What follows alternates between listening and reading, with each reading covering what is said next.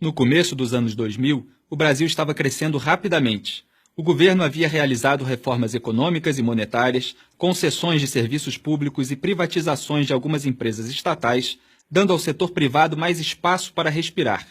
A inflação, um problema crônico no Brasil, foi drasticamente reduzida. Investidores estrangeiros entraram no país, ansiosos para pegar uma parte da nossa economia em expansão. O futuro econômico parecia promissor. Mas hoje nossa economia está em ruínas, o desemprego e a dívida são enormes e políticos poderosos estão sendo investigados e presos por envolvimento nos maiores escândalos de fraude e corrupção da história do país. O que aconteceu? Em 2002, um político socialista chamado Lula da Silva concorreu à presidência. Ele era um socialista, mas posou como um tipo moderno e legal de socialista. Ele seria o político que acabaria com as divisões nacionais e uniria a todos. Ele até tinha um apelido, Lulinha, Paz e Amor. Mas a velha mensagem sobre a necessidade de redistribuição de renda para diminuir a desigualdade social ainda estava lá. A mídia, a elite acadêmica e celebridades garantiram aos brasileiros que, distribuindo o dinheiro dos ricos aos pobres, os pobres poderiam finalmente ficar mais ricos. Mas os únicos que realmente ficaram ricos foram Lula e seus amigos empresários e políticos. Isto só piorou com a sua sucessora Dilma Rousseff. Os socialistas aumentaram os gastos do governo, o déficit e a dívida. Eles chamaram isso de estímulo. Eles aumentaram o salário mínimo e os benefícios de programas sociais. Eles chamaram isso de justiça social. Eles aumentaram os salários e os benefícios de aposentadoria do funcionalismo público. Eles chamaram isso de investir no futuro. Eles criaram e distribuíram milhares de cargos no governo e nas estatais como favores a seus aliados políticos. E eles chamaram isso de governabilidade. Isto funcionou por algum tempo. O socialismo sempre funciona no começo. Mas os gastos do governo continuaram aumentando e o paraíso socialista desmoronou, levando junto a economia. Resultado, de 2008 a 2015, os gastos do governo cresceram quase 4 vezes mais que a receita fiscal.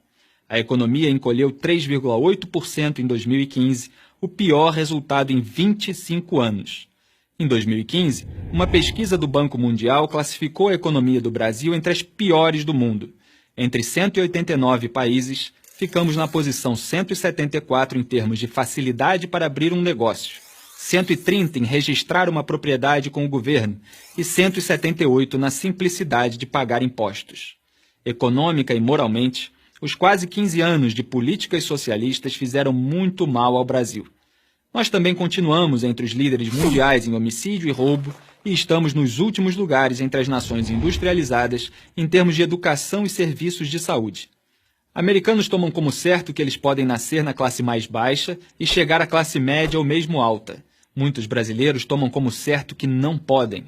Mas finalmente algumas coisas estão começando a mudar. Talvez haja motivo para ter esperança.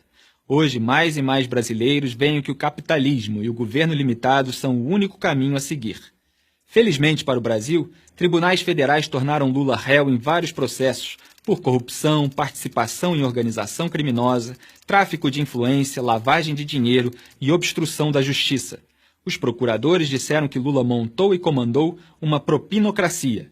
Dilma, que herdou esta propinocracia, sofreu impeachment anos depois por falsificar as contas do governo e usar ilegalmente dinheiro de bancos estatais para financiá-lo. Esta crise levou o novo governo a congelar os gastos federais, reduzir o papel do governo em empresas estatais e incentivar parte do enorme quadro de funcionários delas a pedir demissão. Ninguém sabe se essas medidas básicas serão suficientes para resgatar o Brasil economicamente. Honestamente, os danos foram tão grandes que talvez levem décadas para o país se recuperar.